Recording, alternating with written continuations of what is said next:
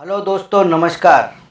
आज हम आपको लेकर चलेंगे प्रतापगढ़ के एक और दिलचस्प और ऐतिहासिक स्थान पर, जो कि 450 वर्ष पहले आबाद रहा ऐतिहासिक दुर्ग। प्रतापगढ़ के घने जंगल और सुहागपुरा की पहाड़ी की चोटी पर स्थित जानागढ़ का दुर्ग।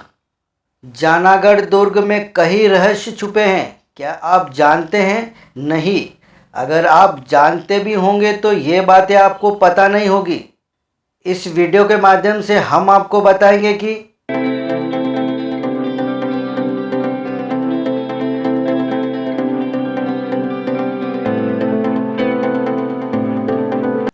राजा विक्रमादित्य का जानागढ़ दुर्ग से क्या था संबंध। आज तक कालिका माता या मंदिर में नहीं, खुले चबूतरे पर क्यों है आसीन। दुर्ग में सुल्तान के अपार खजाने का क्या है रहस्य। तो बने रहे आप हमारे वीडियो के साथ। हमने भी जानागढ़ दुर्ग के बारे में लोगों द्वारा कई दिलचस्प व रहस्यमय बातें सुनी, तो हम भी पूरी टीम के साथ निकल पड़े। हम सभी मोटरसाइकिल पर सवार होकर चल पड़े, क्योंकि हमें पहले ही पता था कि 4 पहिए वाहन ले जाना खतरे से खाली नहीं है। सुहागपुरा पहुंचने के बाद हमने लोगों से आगे का रास्ता पूछा तो हमें बताया गया कि 8 से 10 किलोमीटर पश्चिमी दिशा में जाना पड़ेगा और शाम होने से पहले ही निकल जाना, क्योंकि रात के अंधेरे में जंगली जानवरों का डर रहता है। हम वहां से निकल पड़े। 4-5 किलोमीटर तक तो रास्ता ठीक था, लेकिन जैसे जैसे आगे बढ़ रहे थे वैसे वैसे रास्ता टेढ़ा मेढ़ा, संकड़ा, बड़े बड़े गड्ढे और पत्थर आने लगे। यहाँ तक कि मोटरसाइकिल चलाना भी काफ़ी भारी पड़ने लगा।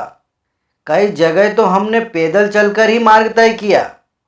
रास्ता बड़ा ही दुर्गम और झाड़ियों भरा डरावना रास्ता था। हमें एक एक कदम पर इतना डर लग रहा था कि कई झाड़ियों में से अचानक कोई जंगली जानवर हम पर हमला न कर दे। हम रास्ता भटक गए।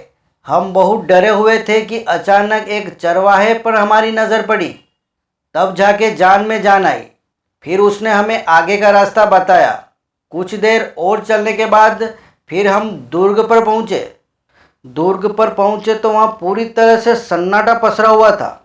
हमने सोचा था कि खंडर महल होगा, ऊंची ऊंची दीवारें और परकोटा होगा, पर क्या वहाँ ऐसा कुछ भी नहीं था। मैदान बिल्कुल साफ था। जगह जगह खड्डे, दीवारों के अवशेष ही शेष रह गए थे। बस कालका माता का मंदिर ही दिखा। जब हमने जानकारी जुटाई तो चौंकाने वाले रहस्य सामने आए। इतिहासकारों की मानो तो यहाँ 20 से 25 वर्ष पहले तक घना जंगल हुआ करता था। यहाँ तक कि सूरज की रोशनी जमीन तक नहीं आ पाती थी। जानागढ़ दुर्ग के 10 से 15 किलोमीटर के दायरे में मूल्यवान सागवान के और दूसरे हजारों पेड़ थे और हिंसक जानवरों की काफ़ी बड़ी तादाद थी। कोई असाधारण बिल्ला ही यहाँ तक पहुँचने की हिम्मत जुटा सकता था। ऐसा कहा जाता है कि 16वीं शताब्दी के आरंभ में मालवा के सुल्तान नासिर शाह खिलजी के अधीन अरनौत परगने का हाकिम था। हाकिम खान आलम मकबूल खान ने सुहागपुरा के जंगलों में लगभग 450 साल पहले अपने रहने के लिए नितांत निर्जन जंगल की खूबसूरत पहाड़ी पर जानागढ़ दुर्ग चुनाव किया। यहाँ एक दुर्ग, हमाम, 1000 फीट लंबा और 100 फीट चौड़ा तालाब और मस्जिद आदि का निर्माण करवाया। यहाँ आज भी कलात्मक अवशेष उस जमाने की शान शौकत की भूली बिसरी कहानी बयां करते हैं। दुर्ग की सुरक्षा के लिए चारों तरफ काले पत्थरों की मजबूत दीवारें के पत्थर आज भी अपनी कहानी सुनाते हैं। दुर्ग के पश्चिम में 150 फीट से ज़्यादा गहरी खाई है। कहा जाता है कि इसी सुल्तान ने लगभग 1505 ईस्वी में धार्मिक सहिष्णुता का परिचय देते हुए पत्थर पर एक लेख खुदवाकर गौतमनाथ मंदिर के द्वार के पास स्थापित किया था। ये राज्यादेश आज भी देखा जा सकता है। मंदिर के क्षेत्र सीमा में कोई भी व्यक्ति किसी प्रकार की हिंसा या हत्या न करे, ऐसा लेख लिखा था। हर हिंदू को गौ और हर मुसलमान को सूअर की कसम है। ऐसा कहा जाता है कि इस दुर्ग के परिसर में किसी गुप्त स्थान पर सुल्तान का बेशुमार खजाना छिपा है। खजाना के बारे में जानने से पहले हम यहाँ के मंदिर के बारे में जानते हैं। दुर्ग पर कालिका माता का स्थान है। कहा जाता है कि मूलतः विक्रमादित्य ने इस किले का निर्माण करवाया था, पर तब किसी भोपे के माध्यम से माता ने आदेश दिया था कि उनका कोई मंदिर न बनाया जाए और वह आकाश के खुले मंडप तले ही ज़्यादा प्रसन्न है। इसलिए मंदिर स्थापना के दिन से आज तक माता कालिका या मंदिर में नहीं खुले चबूतरे पर आसीन है।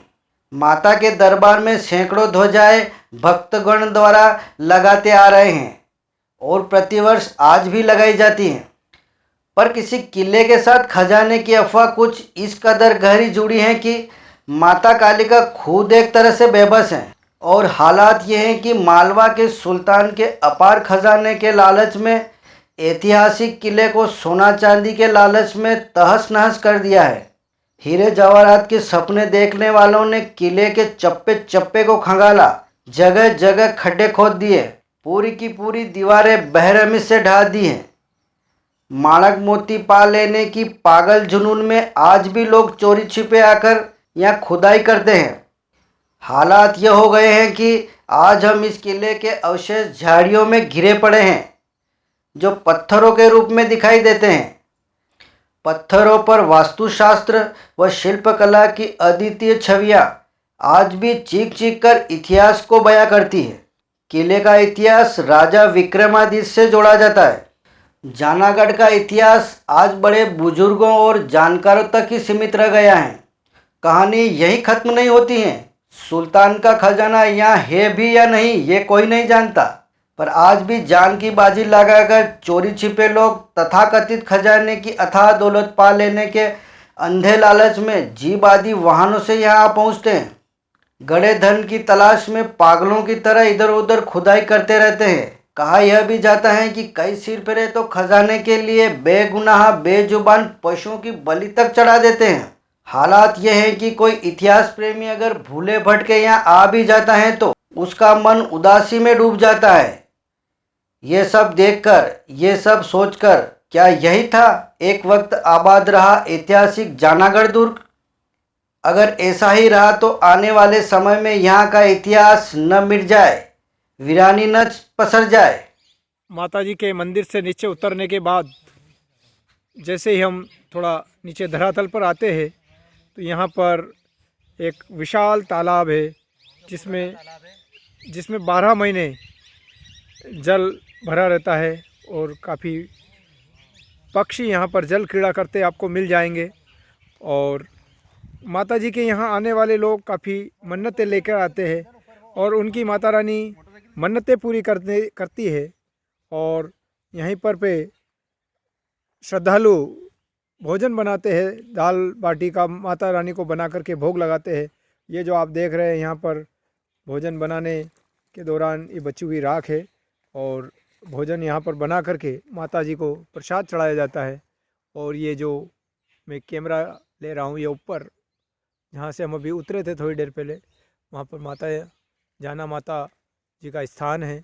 और काफ़ी यहाँ पर श्रद्धालु 12 महीने यहाँ पर लोगों का आना जाना, हालांकि रास्ता बड़ा कठिन है, विकट परिस्थिति है, फिर भी माँ के प्रति आस्था और विश्वास रखने वाले इस विकट रास्ते को पार करके भी माता जी के दर्शन के लिए यहाँ जानागढ़ किले में आते हैं। प्राचीन स्थान है और बहुत ही सुंदर रमणीय स्थल है। यह जो जल भरा हुआ ये 12 महीने होता है और इसी से यहाँ की जल पूर्ति होती है। दोस्तों, आपको हमारा वीडियो कैसा लगा? अगर आपको हमारा वीडियो पसंद आया हो तो वीडियो को लाइक और अपने मित्रों को शेयर ज़रूर करें। आगे हम आपको एक और दिलचस्प और रोचक वीडियो के साथ मिलते हैं। तब तक के लिए धन्यवाद।